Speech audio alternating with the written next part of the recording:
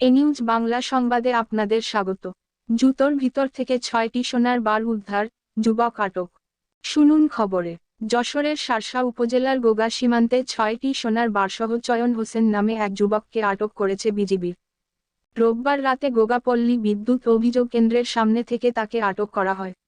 আটক চয়ন হোসেন উপজেলার গোগা গাজীপাড়া গ্রামের নুরুজ্জামানের ছেলে।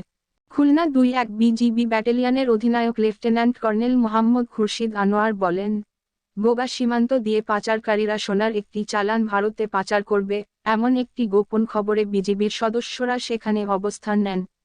এই সময় একটি ব্যাটারিচালিত ভ্যানে করে চয়ন হোসেন সীমান্তের দিকে যাচ্ছিল। তার আচরণ সন্দেহজনক মনে হওয়ায় তাকে আটক করা হয়। প্রথমে তার শরীরে তল্লাশি করে কোনো সোনা পাওয়া যায়নি। পরে তাকে জিজ্ঞাসাবাদ করলে সে স্বীকার করে, তার জুতোর ভেতরে বিশেষ কায়দায় সোনার বারগুলো লুকানো রয়েছে। পরে জুতোর ভেতরে 6টি সোনার বার পাওয়া যায়, যার ওজন 704 গ্রাম, বাজার মূল্য 72,08,256 টাকা। উদ্ধার হওয়া সোনা যশোর ট্রেজারিতে দেয়া হয়েছে এবং আসামি চয়ন হোসেনকে শার্শা থানায় হস্তান্তর করা হয়েছে।